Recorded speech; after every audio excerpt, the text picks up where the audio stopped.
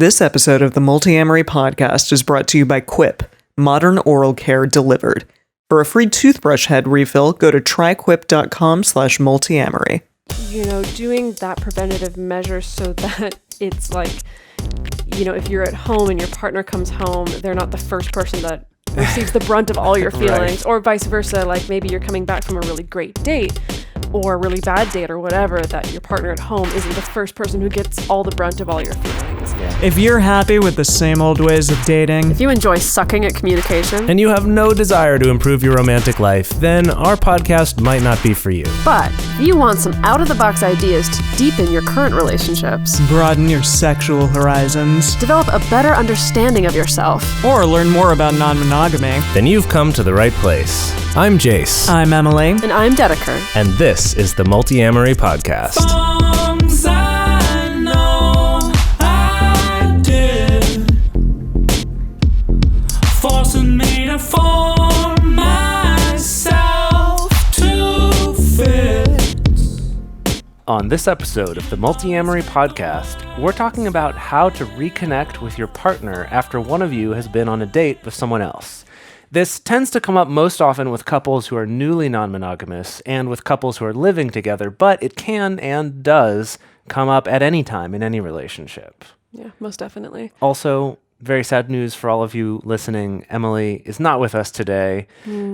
She is in rehearsals for a debut of a musical that she's doing. Yeah, really intense rehearsals where it's like they're putting up the show in like 5 days or something. It's like 5 rehearsals and then they do Yeah, shows. Yeah. yeah. So anyway, Emily's not with us today. It's but- like the Adrenaline Junkies version of theater. yeah, I think. exactly. Yeah. But she'll be back next week, so don't Mm-hmm. worry. You will get her silky liquid gold voice back any moment now. Okay, so as we said, talking about reconnecting with a partner, and this isn't just applicable to the very specific situation of coming back from a date with someone else. It also can work after a fight. It can also apply after some sort of period of separation, whether that's travel or whether, you know, one or both of you have been dealing with depression or anxiety and you've needed to take some kind of time or some space away from your partner. It works in situations like maybe you go to a play party and both of you, like, or one of you played with other people and now it's kind of reconnecting afterwards. So this is definitely applicable to many, many situations. But the reason why we're talking about this specific situation today is that I've found definitely in my work with clients, this comes up all the time, especially, as we said, for people who are kind of newly non-monogamous. Yeah, and has come up in our own lives, in many relationships, and in our friends' lives. So this is a fairly common thing, and we are going to talk about it. For the most part, we are going to talk about it in the context of a couple who live together, because that's where this tends to come up the most, when you'll see someone immediately after a date because you live together. They've been out on a Right. date, they come home, or you've been out on a date and you come home Yeah. to the other partner. It's kind of like anytime where, you know, the default is that if you go out on a date, that the first person you come back and see is Right. this other partner.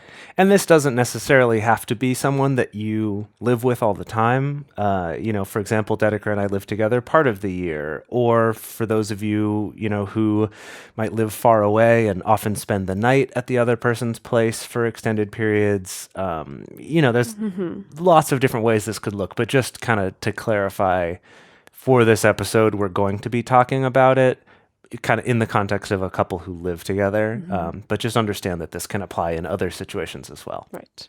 So let's talk about exactly what the pattern tends to be. I feel like we've all been there. Yeah. So your partner, well, from one point of view, so your partner has just been out on a date with someone else, possibly having sex with them, and then when they come back, you feel such a mix of feelings that you just don't even know what to do. Right? You want to reconnect, but you have a whole bunch of conflicting feelings. Or on the other side, you've been out on a date and you're coming home either from a good date or from a not good date, either way, and the same thing. It's like, not only am I feeling conflicted feelings myself and like wanting to reconnect, but also maybe feeling elated or sad. But then also I don't know how they're feeling, and maybe they're feeling mixed things, and maybe those aren't compatible at that moment, right? It's just a whole mess of things that can happen. Right. So if you're the partner who stayed at home while your partner went out on a date, you may feel a number of things or a number of behaviors may come out. And so, you may feel lonely or frustrated, like maybe you're not used to spending a lot of time alone at home, and this is the first time that you've had to expend an extended period of time where your partner's not home for dinner or not home to stay the night or something like that. And so maybe it's feeling lonely, maybe it's feeling a little bit listless, maybe not sure what to do with yourself, maybe feeling frustrated because you feel like you just had to stay home with the chores, like with the dishes or with the kids, or while your partner got to go out and have this like really fun first date or go have sex with someone or whatever. When your partner comes home, I've experienced this personally myself in the past, and then I've also heard a lot of clients talk about specifically the phenomenon of really feeling like they don't want to be touched. Like their partner comes home and maybe they go to hug them and their body just like kind of freezes up or tenses up, or they feel sick, and sometimes a lot of people like who talk to me about this, they don't know why. They're like, I'm not necessarily upset about my partner being away, but for some reason, like when they come to like hug me or touch me for the first time, I'm just like, ugh, I don't want to be touched. So that's a really common phenomenon. Or sometimes the opposite, that you may feel the desire to like really glom onto your partner as soon as they come home. Like maybe you immediately want to have sex or immediately want to physically connect in some kind of way. That's also possible. If things are feeling tense or are feeling not so great for you around your partner going on this date, or around being open in general, or maybe there's been some trust issues, or maybe there was a fight that happened as your partner was heading out the door, there may be still residual feelings from that. You may still be feeling anger or sadness, or there may be some jealousy. Again, all these things can also be compounded as well. Or you may just be feeling just kind of standoffish, or there just may be some kind of tension. So like all kinds of things can come up that are potentially negative, and all of these things can stack and can be all happening at the same time as well. Right. Yeah. Like we were saying about a mix of all of these feelings, and so you don't know what to do. Right. And I did also want to say that, with these things, like they can come from past baggage, they can come from certain beliefs that we've been taught about relationships or about ourselves or about our partners. They can come from a lot of different sources, and we're not going to focus in this episode on the causes of them or what that is, although that could also be a useful thing, especially if you find the same things coming up over and over again, that could be a useful thing to talk about with a counselor or a coach or a therapist or something like that. I know Dedeker does a lot of that sort of work with her clients.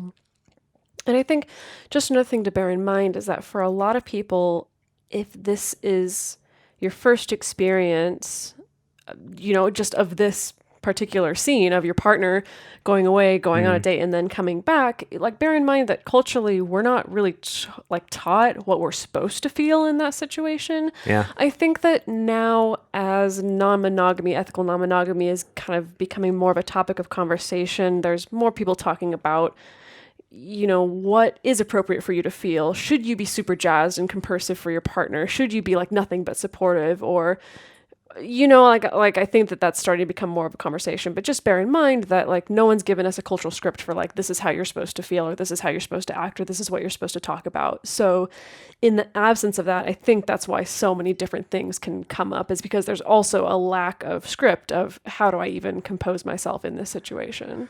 Yeah, and my hope with this episode too is that if you came away from this episode with nothing else other than just realizing, oh, other people feel these things too. There's not something broken about me. This doesn't mean that because I feel this, I must not be suited for non-monogamy, or right, like all these thoughts that we can have, because again, we don't have a script. We don't have examples of like what's normal. Right. We don't see sitcoms about this to see like, oh, look at all the feelings they can have. So on that note, other feelings you can have if you're the partner coming home from the date, you could be confronted with a feeling of like guilt or shame. I know this one came up for me. It still does sometimes because we're so culturally programmed with that. And another one could, on the other side, be like uncontained excitement. Like you're just so jazzed after this date because you're falling for someone. You've got all those chemicals rushing through your body, feeling awesome. And it's like, I don't know how to act normal because I'm so excited. Right.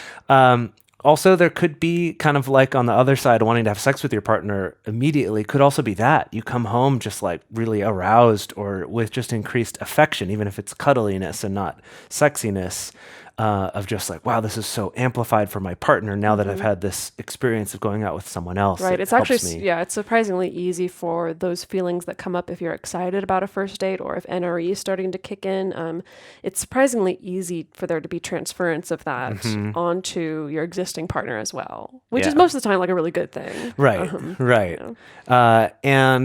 Or you could be coming back with frustration or hurt or upsetness if your date didn't go well, right? Or if it was stressful or you felt rejected, right? That you can be coming home with those feelings. Or you can also, based on how you perceive your partner that you're coming back to, based on how you perceive them responding, you could also have feelings of anger or hurt or jealousy if they seem upset or if you perceive them to be upset, even if they might not even feel that way. But you could immediately go to this place of having a reaction of like, well, I was so supportive of you on your date and now I'm not feeling that. Or, right, something like that. Or just like, I'm so hurt because you really encouraged me and now you're seeming upset. My feelings of guilt that I already had are now compounded and now I'm angry about it, right? Like it can, again, this mix, like all these can interplay with each other. Right. And I just want to reiterate, I don't want to make it sound like, if you're someone who's thinking about opening up or you're looking in the future and like pretty soon you're going to be having this experience of you or your partner going out on a date for the first time. I don't want you to think that like this is definitely going to happen. Like these feelings 100% are going to come up. Like both of you may feel quite positive or you may feel quite neutral. And that's totally fine and like totally great too. But just bear in mind that sometimes you can be caught off guard with the things that come up, and that's okay because a lot of people end up feeling this kind of big old mix of both positive and neutral and negative emotions at the same time. Right. To kind of put it into a different perspective, something we talk about with jealousy a lot is we make the comparison to the way that we all as adults learn to manage jealousy when it's about siblings or coworkers or friends or something like that. And I think part of that is because when we have those feelings, we have a script for it. We've seen examples of it in other places, like our parents or on our TV shows or whatever, where you see someone be jealous, you see them deal with those feelings, you see them either be motivated by it or put it into other things, and rarely is the conclusion of this person must not love me or they must not really be my friend or they must not be a good family member, because we have examples of it, even though we're feeling a hurtful, negative feeling. Right. I think with this, it's a kind of a similar thing of just acknowledging the fact that these feelings are normal and that there are ways to deal with it and move past it. I think just even that can be very empowering to realize like I'm not broken. There's not something wrong with me. If I do feel these, even if it's only every now and then, and most of the time I feel great. So the next thing we wanted to look at is kind of what not to do. Right. Yeah. I want to talk about the most common mistakes that I see and that I've also done personally, to be totally honest. So there's just a few of these. One of them is, if it's time to reunite, you come home or you're there and your partner comes home. And I guess the most common mistake is forcing a reconnect right away when maybe the two of you are not quite ready. Maybe you've had a bunch of feelings that came up if you're the partner who's on the date and you still kind of need to process that. Or maybe if you were the partner who's at home, a bunch of feelings came up for you and you're not you're not quite ready to immediately hop into super intense processing with a partner or to hop into sex or anything like that. And so there's definitely a lot of potential for damage to be caused by forcing a reconnect. And I think the way that I often see or hear about this playing out in people's lives is, partner A comes home from a date, partner B maybe feels a little weird or is a little standoffish, partner A feels rejected and feels like kind of out in the cold and then feels like, well, why are you avoiding me? Or like, why won't you have sex with me? Or why won't you hug me? Or why won't you touch me? They feel really hurt when, partner B who's at home just still wants time and space. And there's this struggle immediately about it's kind of like whose needs are more important, Right. you know, like struggling about like, do we force reconnection or not? Yeah, and then on the other side of that is avoiding reconnection, which is just kind of the like head in the sand. Let's not talk about it, pretend it didn't happen. Let's avoid talking about anything uncomfortable, because I think, again, this can come from the idea that if we acknowledge there's any discomfort, then maybe something's wrong with us, or maybe we've made a horrible mistake, or right? Yeah. That I think it can come out of that fear. But this, yeah, on the other side, it can sort of drive this wedge between you, where it's like there's this thing we're not talking about that then over time can sort of grow. And now Yeah. there's more and more. And then it's now a few months down the road, and you've said that I love you to this other person, and it's gone so far, and I had no idea because we didn't talk about it. Right. So 'Cause- it's kind of like, yeah, because you haven't practiced early on creating an open channel of communication to talk about, for instance, how your date went or how you feel about this new person, that then it kind of just establishes, it kind of sets you up for failure later on, you know, when it's kind of like you have to start to disclose or talk about more serious things, but you haven't kind of even begun forging that path in the first place. So it becomes a little bit more difficult. And again, I feel like for people, this doesn't necessarily often come from a malicious place. Often it comes from a place of, well, I just went on a date and it was great, but I don't know how to talk about that to a romantic partner. I know how to talk about that to a friend or a family member, but I don't know how to talk about a good date to a romantic partner. And so it's easier to not talk about it. Yeah. And Yeah. same thing on the person who was at home. Like, I know how to hear about a good date from a friend or a family member, but I have no idea how to even receive or ask about a date that my partners went on. And so it's easier to just not talk about it. Like, that's often how this kind of intentionally avoiding like the reconnecting and processing happens. yeah. Yeah.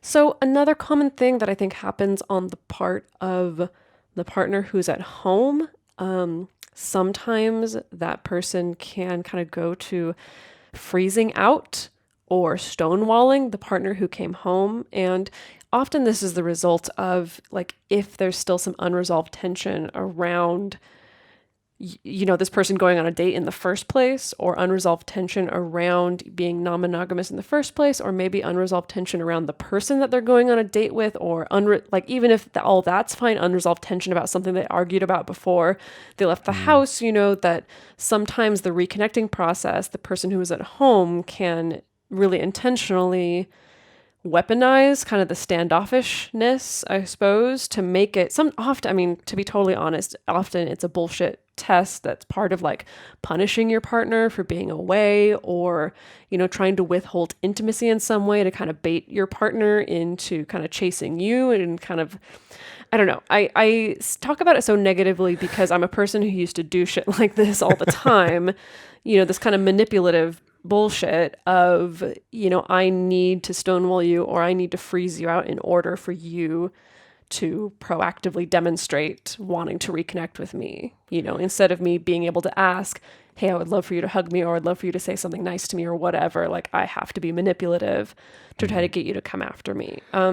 I've also heard it referred to as like playing emotional chicken. It's kind that's of a like good that one. Of like who can hold out the longest, Right, Even yeah. if the other person doesn't know they're playing this game. Yeah. Of like who can not make a move the longest and force the other person to be the one to take the initiative. So I think I bring that up not so that if you're the partner who's coming home so that you can like accuse your partner at home of doing Gosh, this. yeah. More of like, if you're at home and you are feeling standoffish, like it is okay to feel that, but just make sure that you check yourself to make sure that like the reason you're pulling away is not because you're hoping that part of it will punish your partner as well, or make your partner feel bad or something like that. Yeah, I think a good test for that is if you do feel that need to pull away, is that something that you can talk about and be honest about and say, right. I'm feeling this, I need a little bit of time. And if you can't bring yourself to say that, maybe this is coming from a place of wanting to hurt them. Yeah, that's or a good something like test. We'll that. talk a little bit more about that later in the episode. So then another one, and this one is one that I have often been guilty of, which is you're the one who was on the date and you immediately downplay it. Downplay your enjoyment of it. You don't talk about the good things or the things you're excited about. You just emphasize what was like maybe not great, or maybe what wasn't as good as your other partner, right? Something like that. And this one, I feel like people think, I certainly did, you feel like, oh, I'm going to make them feel better by not saying, oh my gosh, it was amazing, and then assuming that they would then feel like, oh no, they had such a good time and they don't have a good time with me. But this actually radically backfires and actually can cause even much worse feelings when then, you kind of downplayed it, but you do end up going on another date with them. Right. Your partner who you downplayed this to and was like, yeah, no, it's just okay. And then you go on another date and then another one and you spend more time with this person. And then now they're going, they didn't even seem to really be that into this person, but they're still spending time with them. Right. I must be so bad to be with that even this is okay, right? It's just a bad, dishonest way to start into things, even though it has good intentions. Yeah, definitely. And then on the other side of that, I think, another common mistake that I see is feeling pressure to be really excited and positive when your partner comes home. And I feel like I see this more with people who have done all their research and read all the books and listened to all the podcasts and really feel like I need to be compersive. I'm a bad polyamorous person if I'm not compersive. And the thing is, I think there's a fine line here, because I do think that maybe genuinely you feel maybe kind of neutral, but you want to proactively be supportive of your partner. And so maybe you do kind of, I guess, like you are more positive with them than maybe you're 100% feeling. And like, I think that's okay. I think there is something to, like we've talked about before on the show, kind of fake it till you make it. Like it's okay to kind of stoke like the little bit of you that maybe does feel positive or feel compersive, just to kind of try to encourage that neural pathway and also to help your partner feel really supported, because it probably feels quite vulnerable on their side too. But I think there is a fine line between the fake it till you make it and the just totally faking it, Right. The sense of like, I feel awful, I feel miserable, but I want to be like a good poly person. And so I'm going to give you a high five, even though I don't feel that way either. And trust me, I've also tried to pull this one, and I don't know. I guess I'm not that good of an actor, because people are always able to call me on it if I'm really feeling like crap, but trying to fake being okay or fake being compersion. Yeah. So again, and I could go off on like a whole soapbox about compersion itself being, I think, a wonderful thing, but I think it's something that happens more organically, and I think people do try to force it. Anyway. But we won't get into that That's today. another episode. Yeah. So we do want to talk about, some strategies for avoiding these particular mistakes, and also to give you some actual practical solutions to turn to for navigating this particular process of reuniting, and also reuniting if it's feeling tense or feeling weird with either of you. Right. And essentially to kind of give those examples, like we said, that we don't have. These examples of here's how this interaction can look. Here's some ways that it can be done that are positive, that are good. Because like we said, we don't really have examples of this. We don't have scripts for it. We don't we don't have any role models for it. So we're going to get into all of that. But first, we wanted to talk about a super helpful way that you can get the support you need to deal with exactly these sorts of things. Yeah, definitely. So if you go to patreon.com/multiamory and you become one of our Patreon supporters, you can get access to our private Facebook discussion group, as well as our private discourse discussion group. And along with hearing stories about all this kind of stuff from my clients, I see the stuff posted all the time in the private Patreon group about people being like, my partner came back, but I feel really weird, or I came back and my partner's being really weird, but I really want to reconnect, but like, how do I do this? Or have you ever been in this situation before? So it's a really, really fantastic community of people who have kind of grown up around this podcast. That makes it sound like they grew up listening to us. That's not what I mean. We haven't been going that long yet. The community sprang up around this podcast and around the Patreon. And it's just become a really great space for people, again, to reach out for advice or just to post a picture of them with both their partners if they're not able to post that on their normal social media, or even not just getting advice from people, but also just getting empathy or getting encouragement or sharing silly memes about relationships or whatever. So again, if you want to become a part of that community and also support our show at the same time, go to patreon.com/multiamory. And another super exciting thing that we wanted to talk about is a special thing that we're doing just until October 1st. And that's that if you don't want to give us money, help us give money to other people who need it. And that is for every iTunes review that's written between now and October 1st, 2018, we're going to donate $5 to the Ali Forney Center, which is a nonprofit whose mission is to protect LGBTQ youth from the harms of homelessness and empower them with the tools needed to live independently. It was a charity that was created after, or named after, a gender nonconforming teen who fled his home when he was 13, was abused in foster care, and ended up on the street at 15, but still dedicated his life to supporting other youths and helping them. And then he was murdered in 1997, and a few years later, this nonprofit was started to help prevent this from happening to other kids. So seriously, for every single review, so we write 1,000 reviews, that's $5,000. We'll do it. Yeah, we'll do it. We'll do it. We'll rack up some credit card debt, but we'll do it. But we'll do it. We're super excited about it. And then the review also helps other people to find this show, which hopefully will also be supportive for them as well in their lives. So all of that together, we would love it if you could take a moment to go to iTunes, write us a review, and help us to contribute to the Ali Forney Center. And then the last thing that you can do is you can go to our sponsor for this episode, which is Quip. So Quip is a company that creates these awesome, seriously awesome electric toothbrushes. We can all say that they're awesome because we all have them. We recently went to the Patreon only retreat in Lake Tahoe, and I think there were Yeah. 20 different Quips that were there that were represented. It was fantastic. So anyway, Quip, they have these awesome, really, really portable, I was going to say motorized toothbrushes, electric toothbrushes that are Got not a little motorized. diesel engine in there. Really clean your teeth up good. Anyway, they're these really slim form factor, really slim, sleek, sexy. Who thought a toothbrush could be sexy? I never thought that they could, but I can tell you that they are. Anyway, it's these great electric toothbrushes. They run on battery. It comes with a subscription service. So every 3 months, they send you a new head to replace it, because that's how often you're supposed to replace it, along with some new toothpaste and a new battery. And it's basically pretty fantastic, and it's great for travel, especially. It's not bulky like a normal electric toothbrush, and even just for everyday use as well. So if you go to tryquip.com/multiamory, you can get a free refill. So basically, your first replacement head that comes will be free with your first order. And also they'll give a little bit of a kickback to us, and you can be in the very esoteric club of Multiamory listeners who have really wonderful, clean, sexy teeth.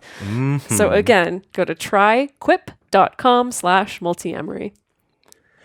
All right, so now we want to dive into some of these solutions and tools and kind of new ways to look at this dynamic of coming back from a date or your partner coming back from a date. And the first part we wanted to start with is starting with the while you're apart. So even before you've actually reconnected, but while you're away, either out on the date or sitting at home with yourself, maybe having some of these feelings coming up. Yeah. So the first thing is always my go-to advice. And I feel like if you've been listening to the show for a while, you're going to roll your eyes and be like, oh, there goes Dedeker again. And it's mindfulness of your body. Yeah, that's nice. Basically, okay, so let's say you're at home, your partner's out on a date, you're feeling weird or you're feeling frustrated or you're feeling lonely. Is just bringing some mindfulness to where does that live in your body? Are you feeling tension in your chest? Is it there's something weird straining in your shoulders? Or do you feel it in your hands? Do you want to clench your hands into fists? Or do you feel like hitting something? Or do you feel like crying? Or just being aware of what's happening in your body. It can be really good to, kind of check in with your body and then maybe write out what you're feeling. if that helps for you to kind of process it through writing or even just feeling it. Or sometimes like what I'll do if it's like, oh, I feel like around my heart, like just something, it feels like my heart is nauseated somehow. I don't know how that is, but it does. Sometimes even just like taking your hand and just like acknowledging that part of your body, just like kind of giving it some love or even giving it some massages. And that's not to say that that's going to instantly make it all go away or make it feel better, but just to kind of give a little bit of that comfort and more of that awareness. And you can do the same thing too if you're the person who's out on the date. You can do that for your entire evening if you want. Check in with your body if you're feeling nervous before the date. See what that feels like when you're on the date, if you're having a good time or a bad time, just getting curious about like, what does that feel like? Where does that live in my body? Where is it showing up? When you're heading home and you're noticing, I'm feeling tense. I feel like I'm worried that my partner's going to have a bad reaction, or I'm worried that we have to hop back into like the argument we were having before I left, or I'm worried because I have no idea what I'm going to come home to, uncertainty. Exactly. Yeah. Figure out where is that showing up in your body. So just kind of having that awareness at your fingertips, and that leads into the next thing. Or does it lead into the next thing? It doesn't lead into the next thing. No, I think it's somewhat related. Does it? Okay. Well, and so this is about finding outlets for certain feelings before reconnecting with each other. So what this means, kind of like Dedeker was mentioning about like writing this down, I think that's actually a great technique is to do, and this is the one where everyone rolls their eyes of like, there goes Jase again, is doing some journaling, right? Is take a moment to write down what you're feeling. Write it down either as if you're talking to your partner, if that feels good to you, or I actually recently I've come into this thing of writing as if I'm telling another friend, especially if you don't feel like right then you have someone that you can talk to about the feelings you're having who isn't going to immediately, judge you for that, or is going to say like, oh, well, you shouldn't be polyamorous, or, oh, well, I don't think that's a good relationship for you or something, right? Like, especially if you don't feel like you have someone that you can just talk to about your feelings and them to say, it's okay, like that's fine. And again, I think this would be a great place for the Patreon group or the discourse group or the Facebook group through our Patreon, is to have a place to be like, I need somewhere to talk about my feelings where people can actually listen and go, yeah, I've been there too. Yeah. Instead of making some judgment about it or making it about you making a mistake. But it's kind of, doing that preventative measure so that it's like, if you're at home and your partner comes home, they're not the first person that receives the brunt of all your feelings, or vice versa. Like maybe you're coming back from a really great date or a really bad date or whatever, that your partner at home isn't the first person who gets all the brunt of all your feelings. Yeah. And I realize like maybe this is a little bit tricky to pull off for if you're the person who's out on the date, because it's like, well, when do I have time to post in a Facebook group? But, it could be when you're on your way home, or if you want to text with a friend about your date who's open to talking about that or hearing about that. Again, just kind of finding some outlet for processing all of your feelings.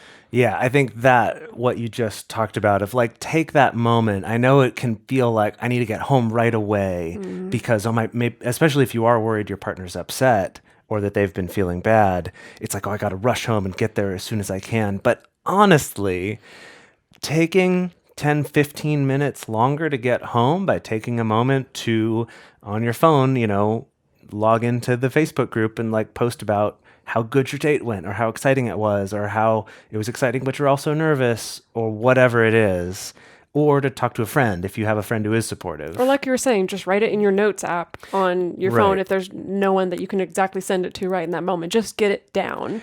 But that 10, 15 minutes later that you might be is going to have so much less of an impact than you coming home feeling centered and not like, I need to tell you all of this, or I'm holding back so much, or like whatever it is. You just coming home in a place of being more centered and in control, super helpful. And then the same thing for if you're the one at home, right? Is just taking that time to have expressed a little bit. So like Dedeker said, they're not getting the brunt of everything all at once. Yeah. So when it comes time to actually reconnect, like you've actually come back home, you're actually back in the same space, again, bearing in mind what we were saying earlier, that this can be so fraught for people and so awkward for people because, again, we're not taught how do you have a conversation with a romantic partner about a romantic date they had with someone else or sexy times they had with someone else. We don't have that script. And so it's good to keep it really simple. Again, like we said earlier, you don't have to hop straight into processing everything right away, but you also don't have to avoid it. This is going to sound really obvious, but a really good first question when you come back. Again, this is like before you've touched this person or before you've tried to like hug this person or whatever. Great first question is, how are you feeling? Or what are you feeling?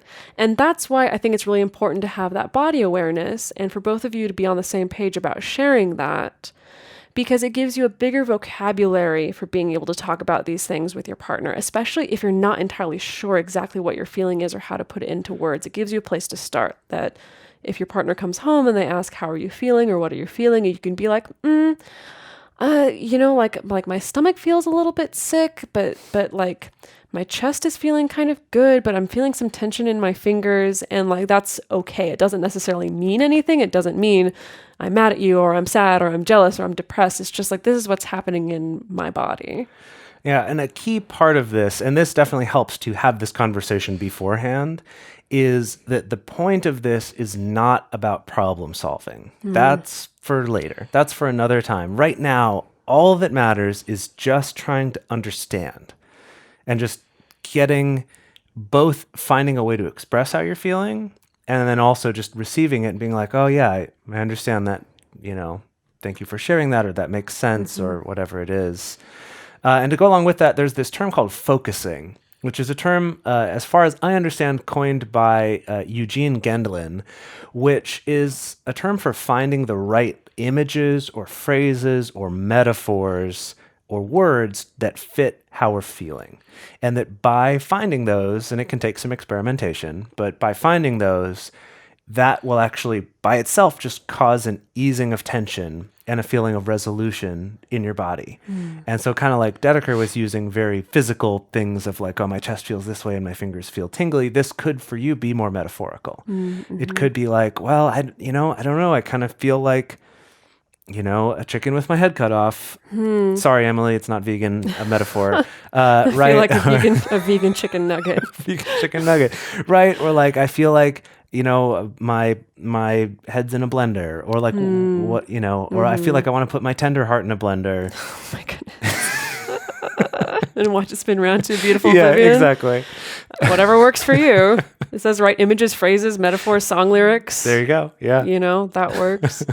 I think the point that we're getting to here is that reconnecting, and if your first question is, how are you feeling, that it's a conversation that goes beyond, I feel fine, or I feel okay, or I feel good. Or I feel bad. having to say good or bad. Yes. Like having to put a value on it. Yeah, definitely. That I know. And again, ideally, this is why it's important for maybe both of you to listen to this ahead of time, or to talk about this ahead of time, of knowing that this is going to be the quality of conversation, that when we ask how you're feeling, it's going to be more qualitative rather than valuative. Valuation. Yeah. That's a word, right? Yeah. Sure. I'll roll with it. Just that, we're going to be more specific in the ways that we're feeling, and just kind of accept that without judgment. Yeah, definitely. And I think that right there is actually a very powerful tool in a lot of ways when it comes to connecting or talking about your feelings, especially when you're dealing with new feelings. Like if non-monogamy is new to you, there's going to be new feelings that come up because you're doing new things and changing your beliefs. Right. And again, I want to reiterate like what Jase was saying about how this isn't necessarily the moment for problem solving right away. I know for me, what I'm always guilty of is if a partner does come to me and is like, oh, like I feel sick to my stomach, or I feel like I just want to cry a whole bunch, that immediately I'm like, well, why do you feel that way? Let's talk about that. How do we fix that? And again, that like, that's maybe not the moment for that conversation. Like it's just hearing how you're feeling and then just listening to that. Yeah. Because it's also possible that that person doesn't want to fix it right now. Yes. Sometimes it's like, no, I just want to, I want to have these acknowledged and feel these feelings. It's not something I need you to take away from me or that I need to run away from. Right, Yeah. right. So, okay. So question number 1, how are you feeling? Love it. Question number 2, from both of you to each other, what do you need right now? And again, this seems like a super obvious question, but I think that that's the thing is like when you first ask, how are you feeling? And then maybe your partner is like, I feel really upset or I feel like I want to cry. That can be really easy for you to make an assumption like, oh, that must mean he wants a hug, or that must mean he wants me to talk about this, or that must mean that, no, again, like before you hop into these assumptions about how to solve the problem, just straight up ask, what is it that you need right now? And the answer could be a number of things. It could be, I feel like actually I would love a hug from you right now. Or what I need from you right now is I need you to tell me why you still think I'm sexy. Or maybe it's, you know what, actually, I think I need a little more time and space to myself right now. I need to finish watching my TV show. Exactly. You came home too early. Can you please shut up for a second? Or it could be multiple things. I think what I would like right now is I'd like to give you a hug, but then I would like to go back to the couch and finish my show. And then maybe let's cuddle in bed later. And this is also a fantastic opportunity to practice your consent and negotiation. So, for example, you could say, what do you need right now? Or I even also like the phrasing of just like, what would you like right now? Because sometimes what do you need right now almost has like an accusatory tone. Yeah, that's true. But that's really up to how that feels for you. But say they say, I would really like to hug you and cuddle with you. Or like, I really want to have sex with you right now. If you're not feeling that, like maybe you're the one who needs space to practice the negotiation aspect of consent, which is the like, I really don't feel like doing that right now, but could we just sit together and hold hands for a little bit while we do something else? Or, maybe like, let's hug. I'm not really ready to cuddle. I'd still like a little time, but that where it's not just sort of like a yes or no, or it's not, I have to force myself to do this thing that I'm not really feeling, but instead it's a teamwork. It's a negotiation. Right. It's okay, I know you want that. Well, could I offer you this instead that's within what I'd like to do as well? Right. But also, just to reiterate, saying no is also okay as well. It doesn't have to be a negotiation. Sure, yeah. But it could be. I'm just saying that like there's a wide spectrum here Right.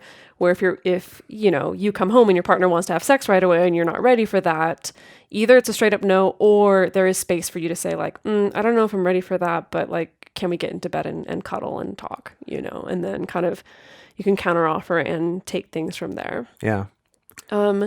So connected to asking about, what each of you needs or wants or would like in this particular moment in reconnecting, there's a lot of options. And we wanted to throw out there talking about the power of ritual. We had someone in one of our discussion groups bring this up recently, but just like the power of when we come back together, we have a particular ritual where we're both entering back into like the space that we share together, not just the physical space that we share together, but also like the emotional and mental space that we share together as well. And for different people, that can look different ways. You'll have to negotiate that with your partner to see what feels good. For some people, it is like, I come home from a date and I'm going to go shower and like change into like our favorite comfy clothes and then we'll come back together, or we're going to come back together and like go for a walk, or just figure out what for you makes sense.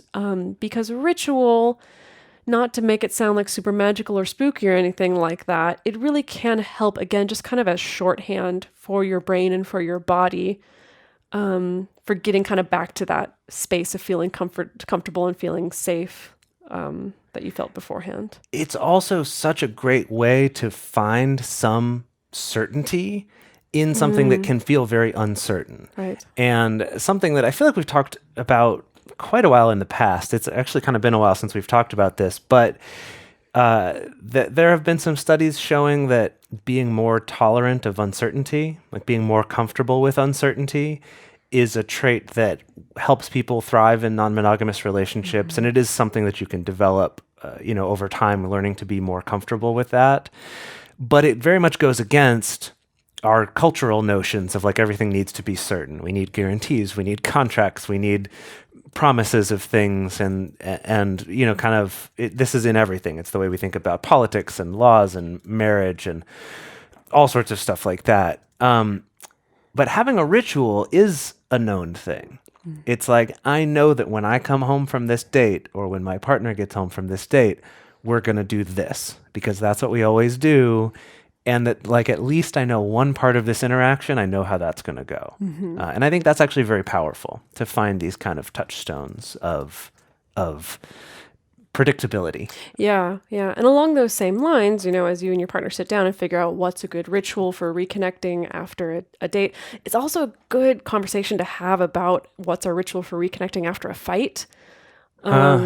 Like, that's also just a good thing to kind of have in your toolbox of, we know that when we're both ready to kind of let go of our shit and come back together, that we have this kind of established ritual of knowing, like, okay, we're good now, so we can move forward.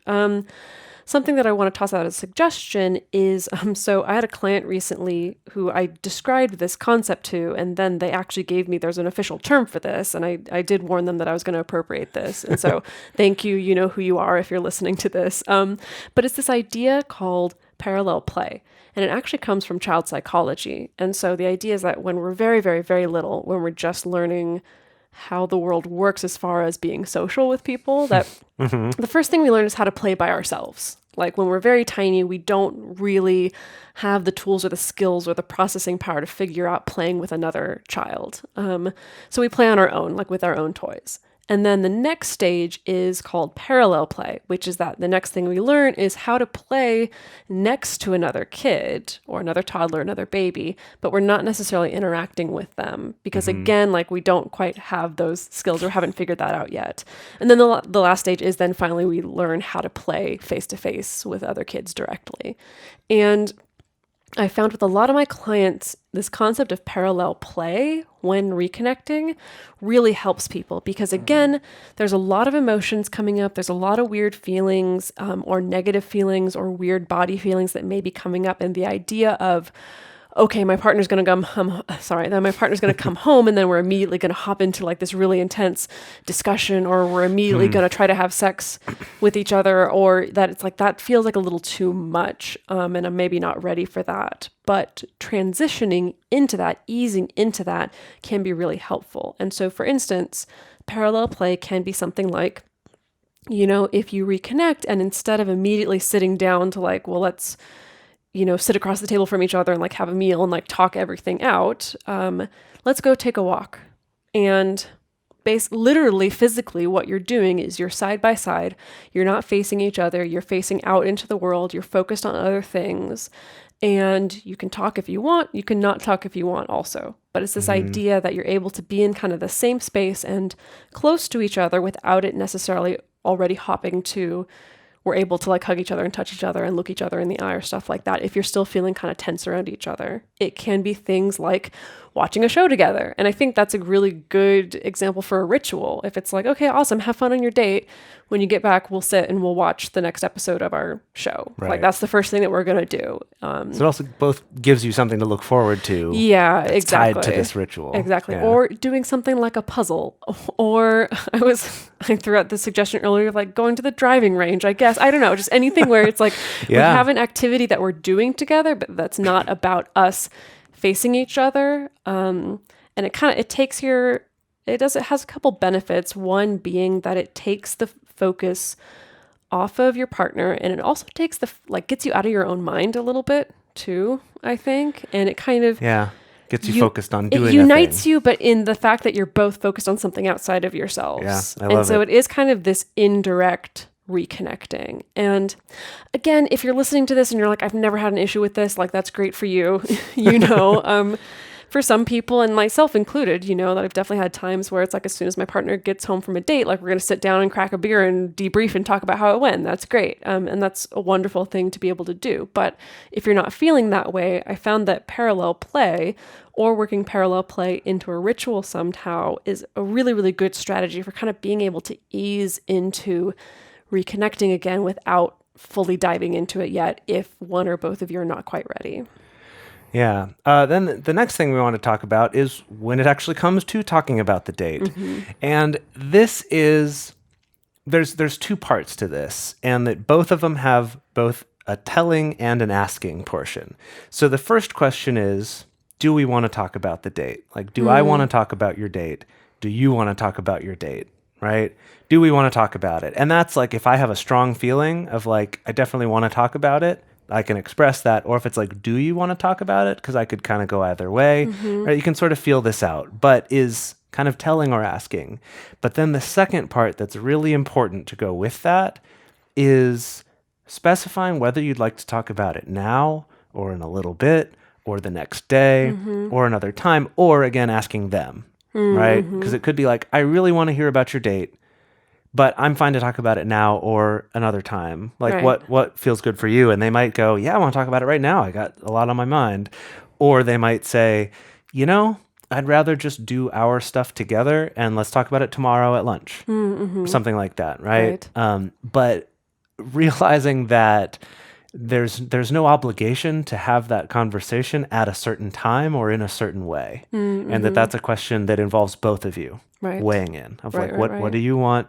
Here's what I want. Let's, again, kind of like the consent thing of like, let's negotiate this and find something that works for us both, rather than feeling like there's like, well, we have to talk about it right now because that's what I read about in, you know, whichever poly book I read. Right, Like, right. That's what you got to do. So we have to do that. That's kitchen Right. table poly. That's what we're trying to do. Yeah. Right. Or the other extreme, which is we're just going to avoid talking about it because we don't know how to talk about it. Right, You know? right. So that's why I think it is important to, you know, again, so if your first question is, how are you feeling? Second is, what do you need right now? What do you want right now? What would you like right now? And third one being, you know, do you want to talk about your date now or should we talk about it later or some variation of that? But I think it is important to at least acknowledge just the fact of like, we're going to discuss it in some way. However, like if you want to spend 3 hours on it or if you want to spend 2 minutes on it, like that, it is going to, it is going to get discussed and it's up to us to negotiate when that's going to happen. And we on this podcast, like we really encourage people to practice those skills of talking about other partners, talking about how dates went, negotiating with your partner, figuring out what level of disclosure feels best for you. We really would discourage you from trying to avoid it altogether. Since, like we said at the top of the episode, it kind of sets you up for some failure or some major stumbling blocks later on. And so even if it's going to be a 2-minute conversation, just still acknowledging that like, let's actually make some time to debrief or talk about this date in some form or fashion. And again, you know, it's like, this is usually something that applies early on in a new relationship. So like if this person's been seeing their other partner for 6 months, then maybe you're not going to keep having like a debrief about how every date went. Right. It could just be a brief like, oh, what'd you guys do? Oh, we went and saw this movie. Right. Right. Yeah. It could be that simple. Yeah. But early on, as the two of you are starting to develop these tools, you're starting to build these muscles, you're starting to figure out these scripts, it is good just to be proactive in starting to establish that there's space for these things to be talked about in the first place. So one thing that I really wanted to bring up is actually something that I would suggest not to do. And I bring this up because I think it's something that we all think would be the normal thing to do, and that's to ask this question. How was your date? And I would actually love to suggest that this is a bad question to ask, period, even if this is a friend or a family member or anyone, because the question is essentially asking the person to boil down everything that happened and then place a value judgment on it. Kind of like the whole like, how are you feeling versus kind of like, what are you feeling? Like that subtle difference. And that by asking like, how did the date go? They have to be like, good or bad or right. It's like, I'm trying to boil everything down and now I'm feeling all this pressure to like, well, do I think they liked it? How did I feel? Like, that's a really complicated question that I don't think gets a very good answer. Right. Like, I don't think it gets a very interesting answer. And so we were talking about other questions to ask, Right. like other things to ask. And I think that it could be, I like the question of how are you feeling now? I think that's interesting. Or like, what are you feeling? So you mean like when it's actually time for the two of you are sitting down and you are debriefing on how the date went? I meant more the question we talked about before of just like when you come home, rather than like immediately how was the date and expecting a good answer. Instead, it's just what are you feeling? How are you feeling? Yeah. I think that's nice. But then when it actually comes to talking about the date, I think it's interesting to try to ask more specific questions. And that these could be things like, as simple as, oh, what did you end up doing? Or, maybe asking about a specific thing, like, oh, were there any like interesting conversations you had or like, what did you talk about? Or right. Or like, was there anything like fun or surprising? Or just trying to come up with some of these more specific things. Right. I think is a much better question than just how was the date. Right. And if you're the person who is coming back from the date, again, this is also fraught with confusion because it is like, what do I say? Like, do I talk about every single little thing we talked about? Like, do I just do the fire hose method of disclosure, or do I meaning saying everything, and saying absolutely everything, or do I downplay the good parts, or that? So some strategies for that. I know something that I like to do is I like to bring up something that connects this new person that I went on a date with to my existing partner. And it can be very simple. It can be something like, oh, when I was on the date, we talked about, this game that she's playing. And I mentioned like, oh, actually, Jase plays that game a whole lot too. And he told me about this part and it sounds really interesting, or something like, oh, yeah, I mentioned that like you worked on this film. And he's like, oh, I really love that film. And, so something that I suppose I found that what it kind of implies, or kind of what the subtext is there, is that like, even though I was out on a date, like you still exist and you were still on my mind and you were still very present for me. And it's so specific, but it's definitely something that I really like conveying to my partners. And I also really like hearing as well. But that's also just me. That's not necessarily how everybody ticks. I think another part of that is not only that you're on my mind, but also that I'm not afraid to talk about you to someone else. And I think also, again, early on in opening up a previously closed relationship, there can be a lot of fear of that, of like, oh, my partner's going to go on these dates and they're going to pretend I don't exist, or right, because that's the only model we've been taught is being shady, right? Is cheating, is being secretive. So it kind of helps to establish like that this is on the up and up, and especially if you have any history of being hidden from a partner or someone cheating on you or something, it can be extra affirming to have that like, no, I am being talked about, right? I am being acknowledged that I exist. And just as a side note, also, I think we've covered this on other podcasts or other episodes, not whole other podcasts. On other episodes, when you are out on a first date, that is a good strategy to find some way to bring other partners into the conversation. It doesn't have to be like all about them, but it can be a good litmus test. Yeah, I think it's part definitely. of. I think it's part of being unapologetic, like this idea that you can talk about your other partners in a realistic way. If they're a part of your life, your everyday life. And establishing early on that like these other people are a part of my life, important to me, that you don't get to pretend they don't exist, and I'm not going to pretend they don't exist. Right. Yeah. So yeah, that's something we've covered on other episodes, but I'm just saying that like if you're doing that, then that's an easy thing to also bring home and be like, oh yeah, I mentioned this thing about you and this is what they said and yada yada yada. Right.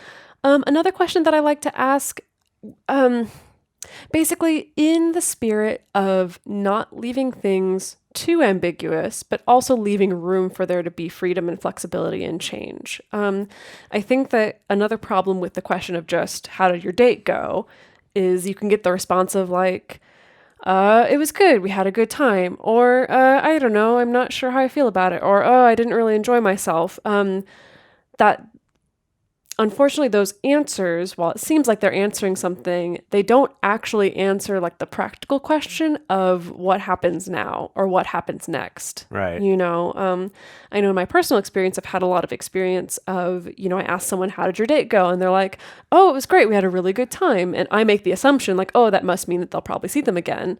or that this will become maybe a more serious relationship, and then the partner never sees them again. In Or reality, it was more of like a hookup or something. maybe something Yeah. like that, or vice versa, where they're like, oh, I don't know, I'm not entirely sure how I felt about it, and I kind of assume like, well, maybe that's kind of a dud, and then they keep seeing that person. And so I tend to cut to the chase a little bit of asking, are you interested in seeing this person again? And I think the really important thing here to bear in mind is, in asking that question, I think that an ambiguous answer has to be okay, because your partner probably doesn't know 100%, especially if it's a first date.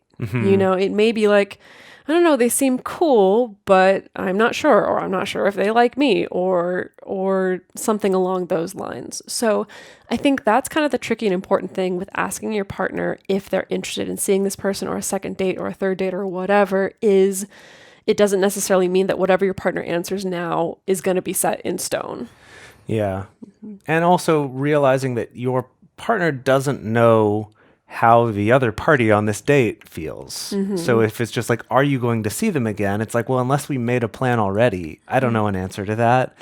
And being asked that can feel like, oh gosh, I'm being put on the spot. And so instead, the question like you phrased it of, are you interested in seeing them again? Or I like the wording of like, oh, would you like to see them again if you get the chance? Then that kind of gives that caveat of like, I understand that might not happen the way you think it is, but just, would you like to see them again? At least gives you that that certain answer, the answer that's important of just like, is there a chance they're going to go out again? Right? Yeah. So I feel like this is a pretty good set of tools. Again, like I said at the beginning, I think if you came away with nothing other than understanding that your feelings are normal and that they're not insurmountable, like I feel like that's a victory, right? Right. If you've even gotten just that. Yeah. And I think definitely that, you know, there's this whole spectrum of feelings that may come up if this is the first time you're ever experiencing this, and you don't have to necessarily judge that this is how it's always going to feel every single time. I think, again, just remembering that like this is new and we don't have a script for this, and you for yourself and you with your partner will figure out what feels the best for us, what's our ritual for reconnecting, or what's the best way for us to talk about this for it to feel good. But just bear in mind that that's a skill to be learned. That's something that you are going to learn over time. And it's not something you're going to figure out like the first night that you're home alone, or the first time that you go out on a first date that's with someone who's not your partner. Yeah, exactly. Like leaving room for that uncertainty. Even though, I guess it's kind of finding the things that you can make certain, like the ritual and stuff like that, so there's less need for your partner to know all the answers right now. Yes. Because that's not a fair thing to ask of anyone, especially when it involves a third party's feelings, right? Like I can't give you any definite answers because I don't know how they're going to act tomorrow. Maybe my feelings are going to change. Maybe I'm on the fence and then we talk more and then I'm more into them. Or maybe I'm on the fence and they say something stupid tonight and I'm like, never mind. Never gonna have sex with you.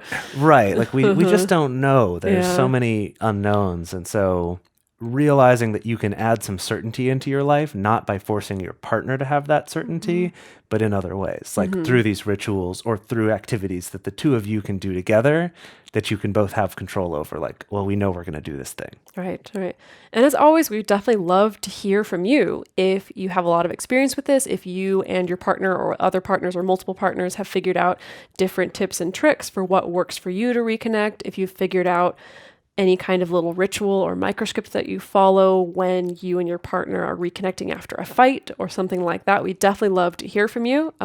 So if you want to get in touch with us about that, you can send us an email to info@multiamory.com, or you can send us a message on Twitter, Facebook, or Instagram. You can also leave us a voicemail at 678-MULTI-05. You can also leave us a voice message on Facebook. To support our show and to join our private Facebook community and discourse forum, go to patreon.com/multiamory. Multiamory is created and produced by Emily Matlack, Jase Lindgren, and me, Dedeker Winston. Our episodes are edited by Mauricio. Our social media wizard is Will McMillan. Our theme song is Forms I Know I Did by Josh and Anand from the Fractal Cave EP. The full transcript is available on this episode's page on multiamory.com. Hi, I'm Marla Marie Dean, the author of Behind Closed Doors, and you're listening to a Swing Set podcast on swingset.fm.